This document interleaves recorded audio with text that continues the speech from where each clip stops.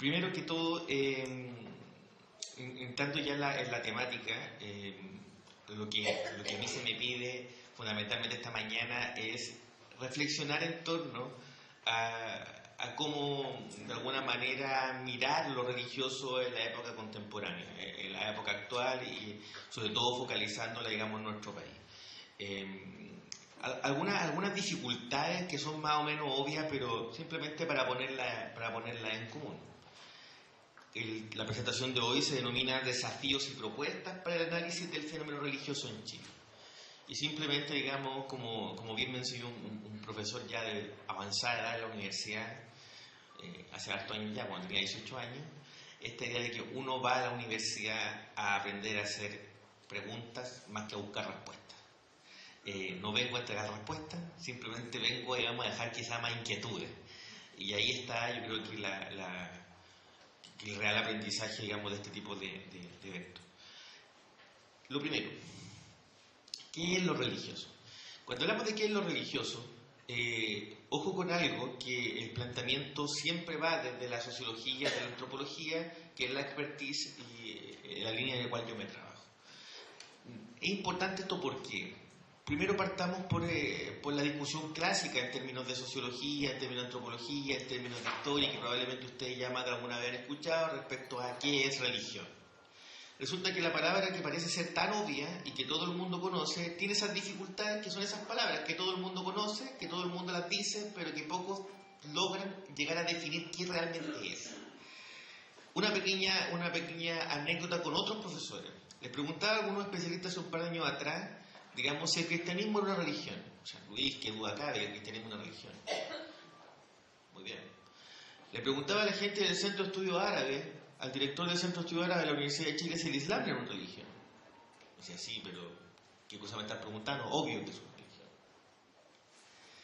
Le preguntaba a la exdirectora del Centro de Estudios Judaicos, donde yo trabajo, la Universidad de Chile, si el judaísmo es una religión. Me dice, no es una religión. Es más que una religión. Es una cultura. Empezamos con algo de dificultad. Le preguntaba a Gonzalo Ulloa, un querido profesor de la Universidad Católica del Paraíso, si efectivamente el budismo era una religión. No. Está mucho más cercano, Luis, a ser una filosofía. Y le preguntaba a unos buenos amigos Bahá'í si el bahá'ísmo era una religión. No. Es una fe. Y le preguntaba a otro especialista, podríamos seguir prácticamente toda la mañana, que no es la idea, le preguntaba a algunos amigos, digamos, mapuche, si ellos consideraban que tenía una religión. No, espiritualidad. Entonces, digo esto por lo siguiente, esta idea de donde uno tiene tan claro lo que es religión, hay que tener bastante cuidado, sobre todo porque la religión, en términos bien concretos, también la hacen las personas. Y al hacerla las personas, digamos, las personas también tienen que ser capaces de poder definir qué es lo que están haciendo. Si es espiritualidad, si es fe, si es cultura, si es religión, la primera pregunta que yo me haría es si inclusive, digamos, en nuestra profesión docente estamos incorporando esa diversidad, e inclusive en la propia terminología. Si estamos hablando de siempre la religión, o somos capaces de distinguir que hay algo más que religión, y hay espiritualidad, y hay creencia, y hay cultura, y que todo se funde, en fin, y que es realmente complejo. Entonces, desde esa perspectiva, es finalmente, ¿qué estamos entendiendo por lo religioso?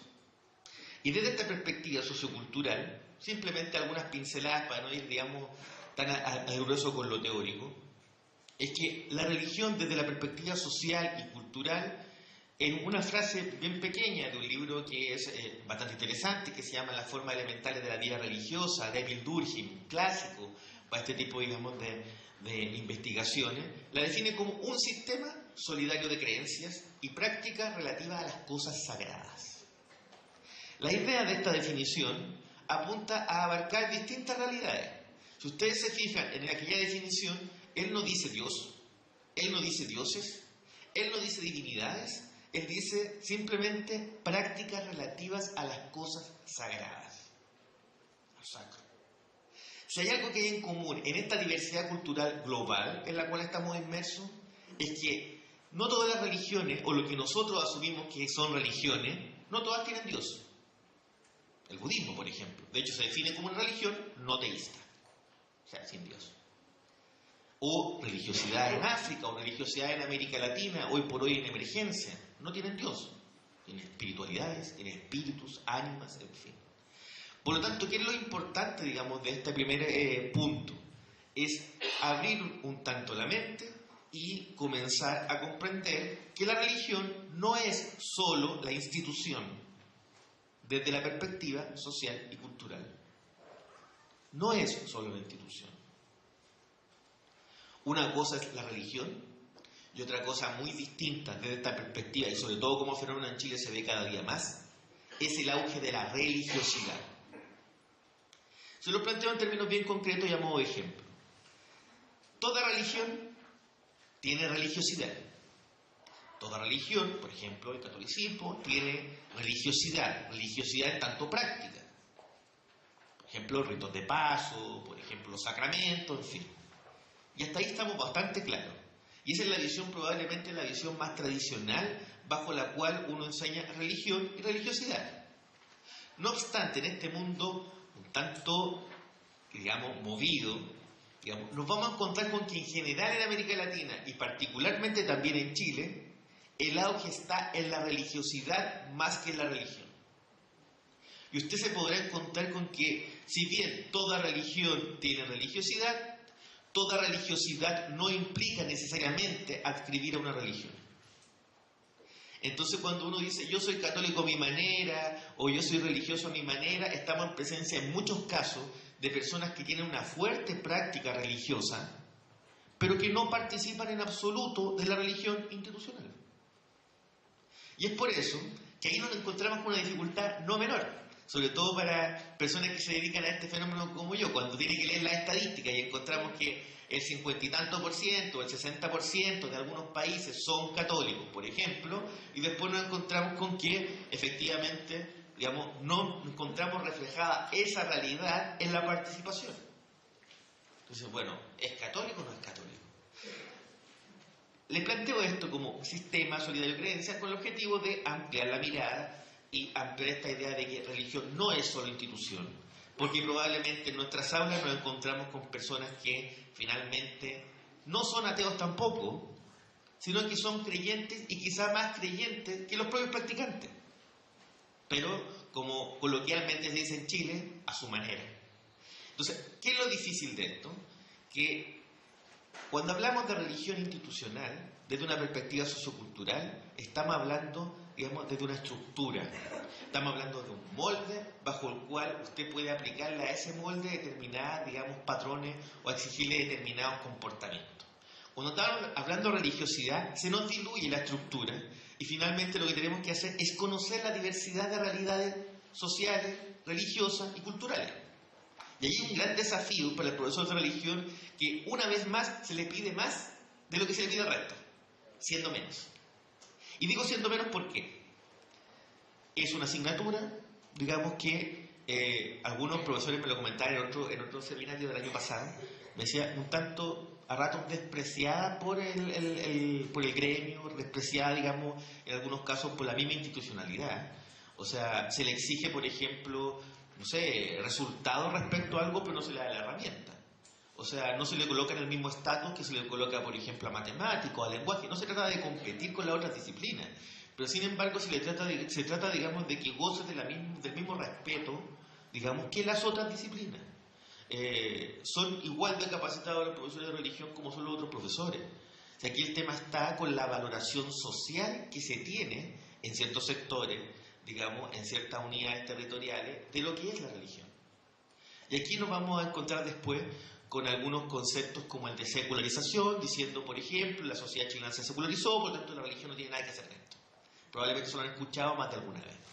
Entonces uno dice, bueno, si la religión no tiene nada que hacer en esto, reflexionemos respecto a qué es lo que hizo la religión en el pasado, porque pareciera ser que tampoco hizo nada. Y uno va demostrando empíricamente que hizo bastante por la creación de este mismo país. O sea, solamente un dato. A veces se olvida cuando uno escucha a los críticos, digamos, de la religión en el espacio público, se olvida que la enseñanza, el proceso educativo la educación de los futuros ciudadanos cuando se instala la República en este país partió no por el Estado, partió precisamente por las congregaciones religiosas. Fue interés antes, digamos, de educar a los ciudadanos, digamos, fue un interés de las congregaciones religiosas y tardíamente fue el Estado. Entonces cuando se dice, bueno, ¿en qué contribuye la religión al espacio público? Bueno, contribuyó a fundar este país. O sea, y podríamos dar múltiples ejemplos. La reforma agraria no parte por el ámbito político, parte por el ámbito eclesial, por ejemplo. El sueldo ético no parte por la CUT, parte por el ámbito religioso. El sueldo ético, lo recordarán ustedes en aquella discusión. O, por ejemplo, temáticas como el resguardo por los derechos humanos, que duda cabe del rol público, protagónico que tuvo los religiosos en este país. Entonces, son 3 o 4 ejemplos a través de 1 o 2 siglos, donde uno va dando cuenta de la potencia, de la importancia de lo religioso en la escena pública. Entonces, cuando uno escucha esta idea, digamos, de menos religión en el espacio público, menos religión, qué sé yo digo, yo prefiero más religión. Si más religión me va a significar, digamos, de alguna manera diagnosticar las problemáticas de este país, plantear soluciones, digamos, para este país, en fin, en el ámbito educativo, en el ámbito sindical, en el ámbito, qué sé yo, laboral, en el ámbito, digamos, de la ética, de la moral, en fin, yo digo, más religión en el espacio público. Eso por una parte. Ahora, retomando, ¿qué es la religión bajo esta idea de un sistema solidario de creencias? ¿Qué es lo que le otorga a la sociedad? Históricamente la religión, sea el contexto cual sea, le ha otorgado a las sociedades algo fundamental, que se llama cohesión social. La capacidad de reunir a unos y a otros, diría Durkheim, bajo una misma idea, bajo un mismo destino, bajo un mismo camino. Recordemos lo que hace, por ejemplo, Moisés, reuniendo al pueblo de Israel. Bajo un Dios, bajo una religión, reúne a un colectivo humano. Ahora, lo llevo, digamos, a pensar esto en clave social y cultural. Cuando se habla que en este país, en general, es un país, digamos, desigual, es un país segmentado, es un país segregado. Yo cuando a mis alumnos de la Universidad de Chile y la Universidad de Alberto Hurtado les pregunto, en otra clase les digo, ¿qué instituciones ven ustedes que hoy día en las cuales es posible reunir a chilenos y chilenas de distintos estratos socioeconómicos, de distintas realidades? ¿Dónde está ese espacio de cohesión social donde es posible que nos miremos unos a otros independiente de la clase socioeconómica? Y ahí donde la respuesta es bien dura, y probablemente ustedes la conocen, digamos, por su realidad docente. Uno llega a darse cuenta cuando empieza a hacer el ejercicio que ese espacio de transversalidad social es prácticamente inexistente. Esto lo dice Manuel Antonio Garretón, el sociólogo, lo dice Jorge Larraín, o sea, un sinnúmero, digamos, de investigadores en el ámbito, digamos, de la sociología y en algunos de la antropología. Es difícil encontrarlo. Antiguamente era la educación pública, por ejemplo. Y se hablaba que en la educación pública estaba la transversalidad, y ahí estaba la movilidad social, y ahí era posible aquello. ¿Es posible aquello hoy? Ni les cuento el problema que es cuando he estado en otros lugares dando alguna charla y tengo que explicar cómo en Chile existe una educación municipal, una particular subvencionada y otra particular. Entonces, lo inevitable, digamos, que hacen, por ejemplo, ahora cuando estuve hace poco en Costa Rica, me dicen, lo que me quieren decir, me dicen, es que hay educación para pobres, para clase media y para ricos. No es tan así tampoco, pero algo de aquello también hay. Cuando me toca decir, no, es que, ¿y la salud será transversal en este país? Y digo, no, tampoco, si es pública y privada. Cuando digo pública y privada, me dicen, la pública es gratis. No, tampoco es gratis, porque también tengo que pagar. Entonces tampoco encuentro. Entonces no es la salud, no es la educación lo transversal, no es la vivienda, y hablamos de Plaza Italia hacia arriba y Plaza Italia hacia abajo, y esta suerte, digamos, de fronteras invisibles, pero que son bastante reales por lo pronto.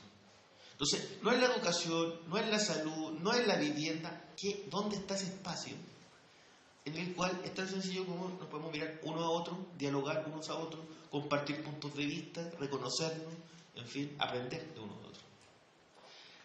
Resulta que uno de los espacios, en términos teóricos, donde todavía es posible encontrar transversalidad, es en los espacios religiosos.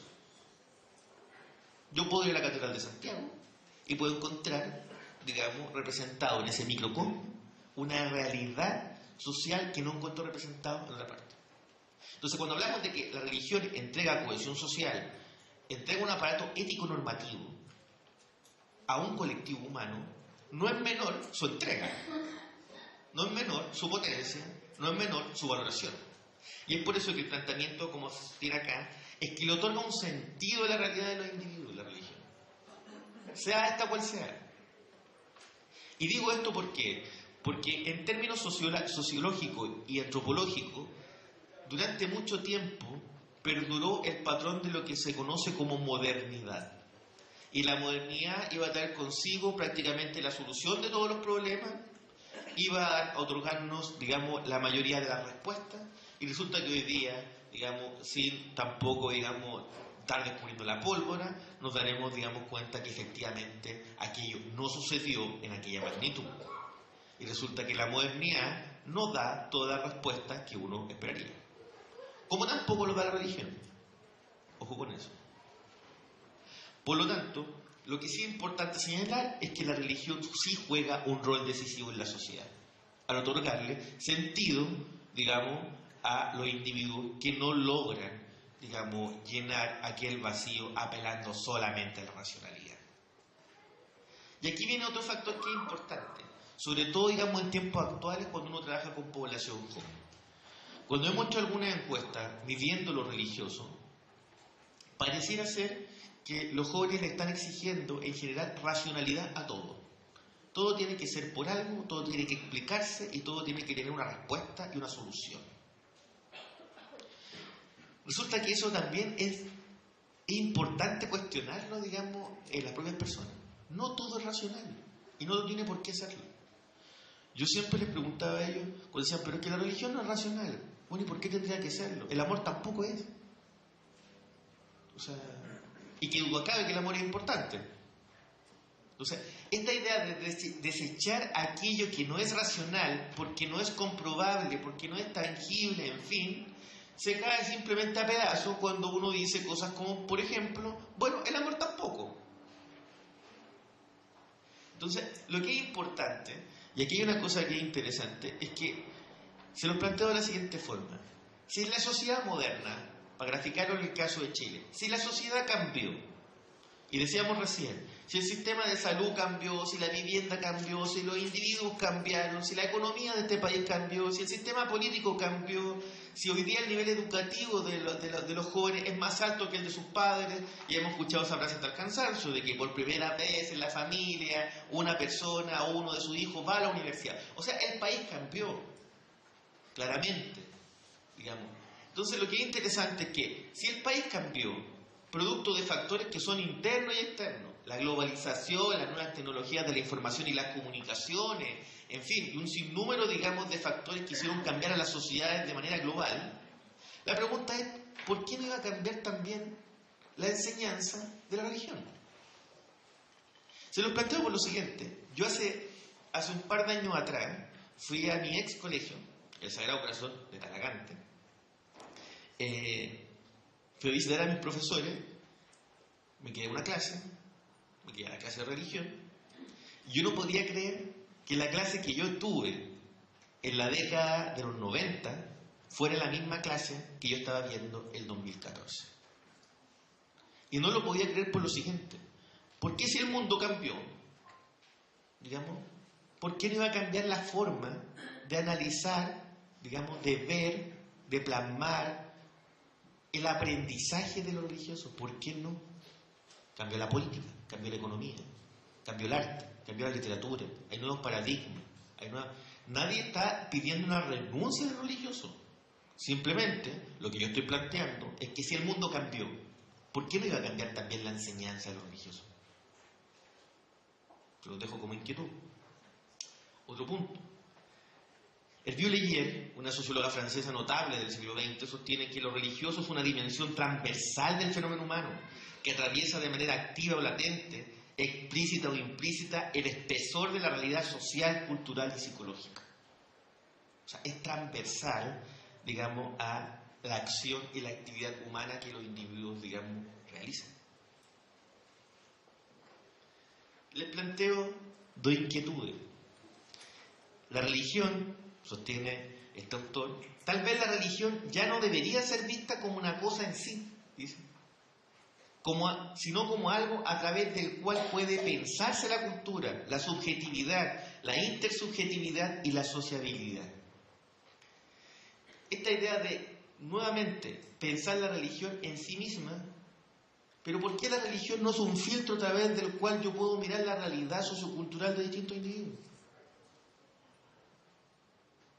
¿Qué duda cabe que la religión le entrega un aparato ético normativo y un comportamiento, digamos, a los individuos? El ejemplo más concreto de esto, y el ejemplo histórico de esto, de que la religión le entrega un aparato ético normativo a las sociedades. Como ejemplo, simplemente, va Moisés a la montaña y baja ¿con qué? ¿Verdad?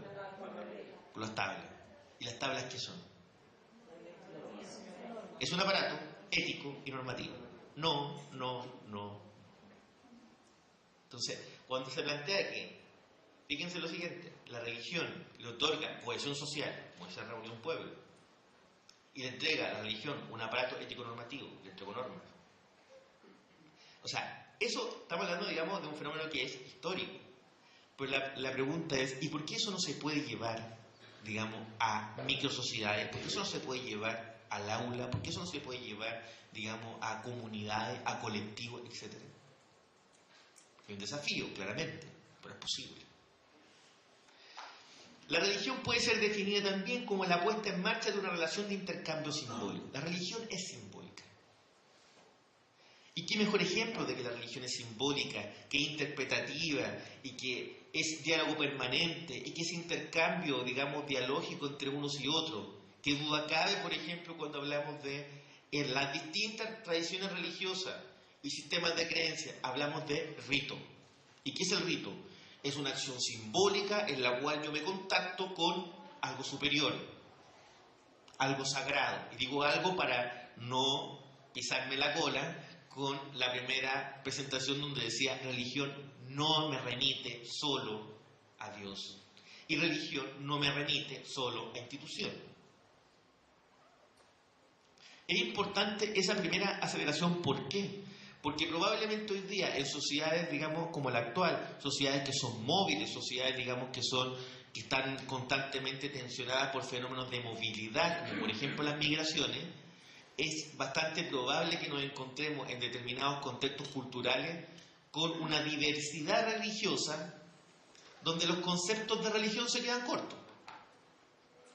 Lo hemos visto en algunos colegios que hemos estado trabajando acá en Santiago. Por ejemplo, tengo haitiano, tengo ecuatoriano, tengo chileno y tengo mapuche. Y la clase de religión sigue siendo la misma de hace 30 años atrás. Que no tenía esa realidad. Eso es lo que quiero decir. No tenía la realidad del haitiano, que básicamente es una especie, digamos, de espiritualidad. No teníamos el caso de un reconocimiento tan tácito, digamos, de la identidad mapuche. Recordemos que antes era prácticamente vergonzoso y se cambiaban el apellido. Hoy día hay una suerte de deseabilidad de los mapuches. O si no, no se explica sociológicamente cómo aparecieron en pocos años más de 1 millón de mapuches en la estadística. O sea, hace 10 años atrás habían 1 millón de mapuches, hoy día hay 2,5 millones. Bueno, la tasa de natalidad de este país es de 1.2, 1.4, o sea, no nacieron en 10 años, digamos, 1,5 millones de mapuches. Alguien está queriendo reconocerse como. O sea, y hay una cosa que es interesante como fenómeno social. La religión, en síntesis, está compuesta por representaciones religiosas, está compuesta por producciones de sentido. La religión genera sentido en los individuos, genera sentido en los colectivos a través de determinadas representaciones. La religión piensa la educación, la religión piensa la familia, la religión piensa lo laboral, la religión piensa el país. Entonces, ahora, ojo con confundir lo siguiente. Y aquí probablemente los detractores de la religión, yo diría que que tensionan y hay cierta utilización de determinados conceptos. Cuando yo digo más religión en el espacio público, y los detractores de la religión en el ámbito más dicen menos religión en el espacio público, yo digo más religión en el espacio público, pero más religión no significa imposición. Religión no es imposición. Cuando digo religión no es imposición, la religión y sus entidades religiosas, instituciones, iglesias, sea esta cual sea, tienen todo el derecho, digamos, a opinar respecto a las distintas realidades sociales y culturales de este país. Y tienen todo el derecho a opinar de política y de economía y del deporte y de lo que quieran. Yo ahí, digamos, valoro, digamos, la democracia de este país. Y la democracia es para todos, no para algunos. Pues no dicen, no, es que la religión no tiene nada que hacer, no tiene nada que opinar en esto. Y digo, no. La religión tiene que opinar acerca de todo. Ahora, la dificultad está en que la religión no puede, esta sea cual sea, no puede, digamos, pretender imponer su punto de vista. Entonces, más religión en el espacio público, pero religión no es imposición. La opinión de la religión no es imposición. Es un actor político, social, cultural, relevante en este país. Primer punto, digamos, de la mañana. ¿Comprendemos que lo religioso no se limita a las instituciones?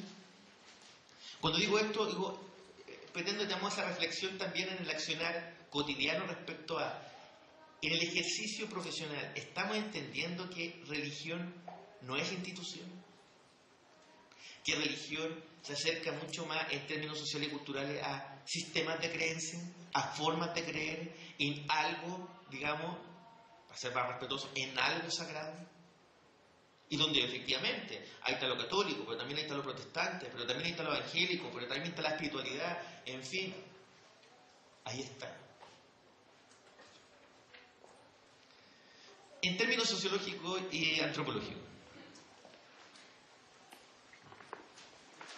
un punto importante es lo que se denomina crisis de sentido y modificación en las formas de creer.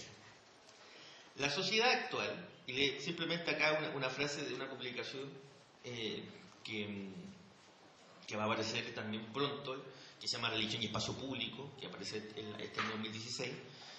Yo sostengo lo siguiente, sostengo que la pérdida de protagonismo de algunas religiones en la escena pública, la disminución de fieles y asistencia a ciertos cultos, el individualismo de la sociedad moderna, los avances científicos y tecnológicos, etc., si bien son elementos que revelan un cambio profundo en la sociedad, no constituyen pruebas empíricas concluyentes para afirmar que estemos ante la desaparición de la religión. Más bien estamos frente a procesos de cambios continuos que han provocado la mutación o transformación de aquella en una nueva era. Entonces, todos estos conceptos que hemos escuchado más de alguna vez, de que la religión murió, de que la religión, digamos, se fue, de que la religión, digamos, hoy día no tiene cabida en el espacio público, de que la sociedad chilena se secularizó, que la sociedad chilena se laicizó, que la sociedad chilena ya hoy día es más atea, en fin, todos esos conceptos que probablemente más de alguna vez escuchamos, que hoy día hay un desinterés, sobre todo de la población joven por lo religioso, porque es más racional, porque es más educada, porque es más ilustrada. Mi propuesta, a partir, digamos, de lo que queda acá, es demostrarles, de alguna manera, algunas pinceladas para cuestionar aquello. Que la sociedad chilena no se secularizó tanto, que los jóvenes tienen un interés no menor por lo religioso. Desde esta perspectiva, cuando se ha analizado lo religioso de la perspectiva sociocultural en distintos países, les coloco el caso español, que es interesante, se pensó en un minuto en el aspecto, digamos, educativo, eliminar la clase de religión. Porque para ciertos, digamos, políticos, para ciertos sectores, digamos, de la clase política, la asignatura de religión era un conflicto y no aportaba nada. Así de duro fue el diagnóstico. Pues bien, se fueron encontrando con que era posible, cuando se instalaba esta discusión en las distintas comunidades educativas, que era posible, por ejemplo, eliminar y quitarle hora a la clase de historia, a la clase de matemática, a la clase de lenguaje, a la clase de música, y la religión no. Pero bueno, ¿cómo esto? O sea, si cuando se hacían todas las encuestas, aparecía, digamos, por los propios alumnos que la clase de religión era la que menos les servía. Pero resulta que después, digamos, era la clase que era intocable. Esto se lo digo el paralelo por lo siguiente, porque el caso chileno no es tan raro tampoco. O sea, se redujo la filosofía, se pretendió en un minuto reducir la historia, no sé qué pasó finalmente con arte, en fin, pues religión intocable.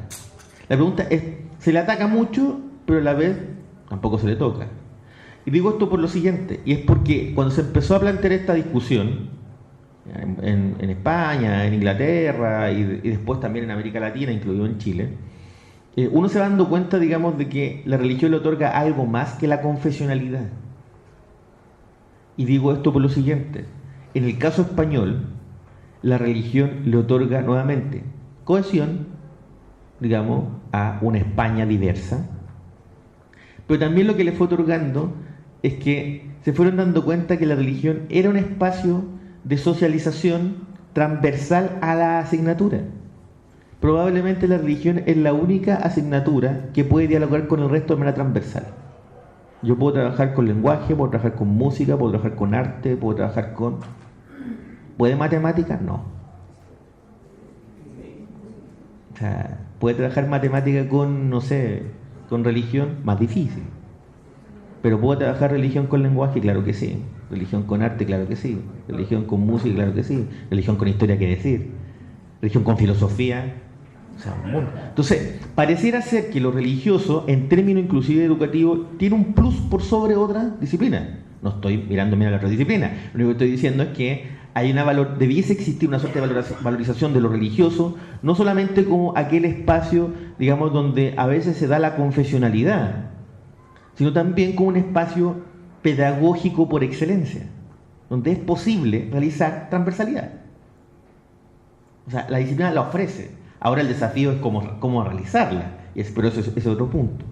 Ahora, la religión durante mucho tiempo fue mirada, digamos, como un obstáculo para alcanzar el progreso.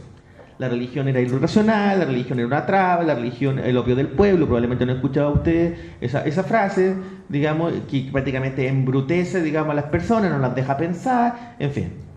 Década del 50, década del 60. Eso ya pasó. Hoy día, digamos, inclusive los países, digamos, que se plantean como los países más laicos, los países más seculares, en términos estadísticos son los países más religiosos. Ejemplo concreto, Estados Unidos. Usted ve una película y se va a encontrar con que el presidente, digamos, podrá ser ateo, podrá hacer lo que quiera, pero, digamos, coloca su mano en el texto. Uno ve una película y ve los jueces. Si usted se le ocurre mentir una vez que juró decir la verdad ante la escritura sagrada, comete perjurio. Y eso es penado. Y que decir que el dólar dice "In God we trust", y en Dios confiamos. O sea, el país más secular y en Dios confiamos. Entonces, esta idea, digamos, o simplemente otro ejemplo, en términos cotidianos. O sea, estamos llenos de frases, digamos, en nuestra cotidianidad, donde se plasma lo religioso, pero a veces ni siquiera nos damos cuenta. Ejemplo concreto, en Estados Unidos hay una frase que es muy protestante, que es "al que madruga Dios lo ayuda". Y donde lo que hace esa frase, que es protestante, igual que el tiempo es oro, es valorar el sacrificio, valorar el esfuerzo, valorar la recompensa. Su esfuerzo recompensado, Dios lo acompaña. Fíjese una cosa, simplemente como una anécdota con un profesor norteamericano. Una frase, la frase "al que madruga Dios lo ayuda" es protestante, clásica, calvinista, por lo pronto. Frase, digamos, española, católica. No por mucho madrugar, amanece más temprano. Al que madruga Dios le ayuda, no por mucho madrugar, amanece más temprano. Curioso. Presente en las dos realidades, en los dos contextos, en la cotidianidad. Entonces, esto es un poco más complejo cuando hablamos de lo sociocultural. Está presente, e inclusive cuando nosotros hablamos, digamos, de que la religión está en crisis. Supongo que otro concepto que probablemente más de alguna vez han escuchado. La religión está en crisis. ¿Está en crisis? ¿Está en crisis la religión o están en crisis las instituciones religiosas? Probablemente las instituciones.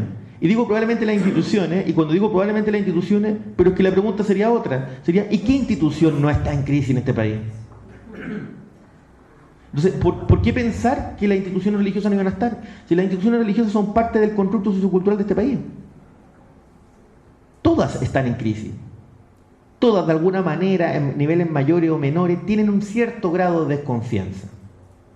No sé si al nivel del Parlamento, pero cierto grado de desconfianza. Todas, las universidades, las instituciones religiosas, todas. Pero ahí no está lo importante. Porque, por ejemplo, la Iglesia Católica probablemente ha sido la institución que por más de 2000 años nos ha dado muestras de cómo solventar crisis tras crisis, tras crisis, tras crisis a través de la historia. Y ahí está. Entonces cuando uno dice, no, es que la Iglesia Católica está ya en la última. No, que está en la última. Lleva 2000 años de historia y vengo prácticamente, yo no tengo 2000 años de historia, tengo 35 años, porque tengo 35 años escuchando el mismo discurso de que está en crisis. Y sigue ahí más viva que nunca. Lo que quiero plantear con esto es lo siguiente, es que, ojo cuando se plantea esta idea, digamos, de que las personas hoy día ya no creen como creían antes porque la institución está en crisis. Lo que planteo es lo siguiente, es, probablemente las instituciones a lo mejor están en crisis, pero la forma de creer de los individuos no. Y todas las estadísticas que les voy a mostrar en un ratito más van a demostrar que efectivamente los individuos siguen siendo igual de creyentes como eran antes. Un caso concreto para poder comprobarlo es en la década del 50, en la década del 60, cuando se planteaban algunos censos de población y estadísticas de aquella época, simplemente se estipulaba que habían 3 o 4 preferencias religiosas. Yo le pregunto a mi abuelo me dice, bueno, en la década del 50, en la década del 40, a mí me preguntaban y decía, ¿usted es católico? ¿Usted es protestante? Una pequeña fracción. ¿O usted es ateo? Y existía esa cosa media perversa de que uno era ateo, y si era ateo era comunista, y si era comunista era ateo. O sea, pero era 3, se dividía a 3 bandas la religiosidad de los chilenos. Era católico, protestante y ateo. Si usted ve el mal censo de la historia, que fue el último, el que iba a ser el mejor, pero terminó siendo el peor, en fin, porque no tenemos el dato. A mí eso me duele en términos concretos, porque yo trabajo con el dato.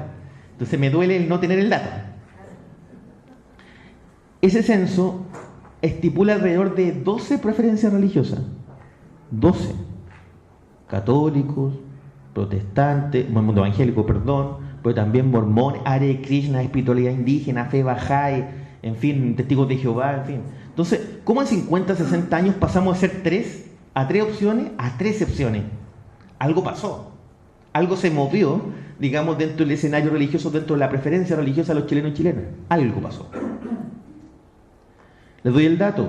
La tercera opción religiosa de los chilenos, con un 4.4% de la población, hacia el censo del 92, y ahí me duele nuevamente, digamos, es otras religiones o credos, el 4.4. La tercera opción, la primera es la católica, la segunda es la evangélica, la tercera, otras. ¿Cuáles son esas otras? No las sabemos. ¿Y por qué no las sabemos? Porque no hay investigación al respecto. Pero hay otras. O sea, hay los religiosos vivos, los religiosos móviles, los religiosos diversos, los religiosos están en constante transformación, lo religioso no murió. Es brutal lo que hace un autor que se llama Frédéric Lenoir, francés, que tiene pero es decidor, como lo dice. Yo creo que ese es el objetivo por cómo lo está señalando. Que dice, ustedes probablemente escucharon durante mucho tiempo la frase Dios ha muerto, que es de Nietzsche.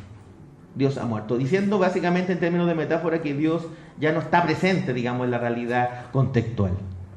Y él le responde con esa misma brutalidad a ese Dios ha muerto y dice, si Dios ha muerto, dice, yo todavía no siento el olor a putrefacción. Con esa misma brutalidad. Diciéndole, Dios no ha muerto. Dios está más vivo que nunca. Lo que pasa es que está, dice él, visible, plasmado de otra forma. No es la misma religiosidad de los 60. Se lo compruebo de la siguiente forma.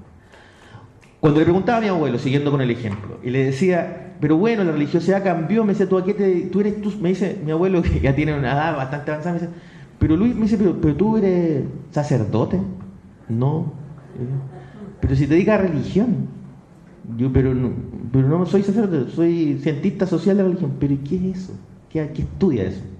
Entonces, con el objetivo de explicarle, yo le decía, a ver, en tu realidad, digamos, cultural, social, con tu amigo, en fin, tú eres católico. Soy católico. ¿Pero católico de qué tipo, le digo yo? ¿Del único? ¿Católico? Me dice, pero ¿y cuál hoy? ¿Qué otro tipo hay? Me dice. Entonces cuando digo ¿qué otro tipo hay? Yo le digo, bueno, eso es lo que hace, esa es mi pega. Precisamente categorizar a otros católicos que probablemente están presentes en su aula. ¿Y cuáles son esos católicos? Simplemente en términos de categoría social y cultural. Católico practicante, católico observante. Tenemos dos probablemente más clases. Las nuevas. Católico a mi manera. La otra, católico festivo. católico ocasional. El católico festivo y el católico ocasional son otras formas de ser católico. Que es ese católico, digamos que el católico ocasional es el católico, digamos que a partir de determinada coyuntura o determinado hito le aflora su catolicismo, que está un tanto oculto o que no es desarrollado, digamos, en su cotidianeidad. O sea, y de eso es mucha cantidad de personas las que vive el catolicismo de esa forma. Por ejemplo, cuando fue el terremoto, una catástrofe, aparece, digamos, el catolicismo, aparece el Padre Nuestro, aparece, digamos, en fin, aparece una religiosidad viva, pero que es ocasional. Pero cuando hablamos también del católico bimanera, es el católico que simplemente asume ciertos aspectos del catolicismo que le acomodan, digamos, y otros los desecha. Y cuando hablamos del católico festivo, es el que asume su catolicismo a partir de los ritos de paso. Y se le pregunta, ¿tú eres católico? Sí, pero ¿y por qué? ¿Cómo defines tu catolicismo? Yo soy bautizado. Como si solamente ser bautizado, tener la primera comunión o casarse por la iglesia fueran simplemente hechos constitutivos de su catolicismo. Entonces, cuando les digo esto, es para demostrar, digamos, que la religión hoy día tiene una dificultad mayor que la que tenía en la época de mi abuelo. Y que tenía una dificultad mayor que cuando yo fui estudiante en la clase de religión. Se le exige más. Y la pregunta es si estamos preparados para ese más. Si estamos preparados para leer esa realidad cultural, social, y darnos cuenta que las explicaciones que hoy día tienen los fenómenos, digamos, son distintas a las que tenía 20, 30 años atrás. Y tienen explicaciones que son económicas, políticas, que cruzan lo religioso, que son culturales, que son morales, que son éticas, y que son reflexiones, digamos, en las cuales la religión tiene algo que decir.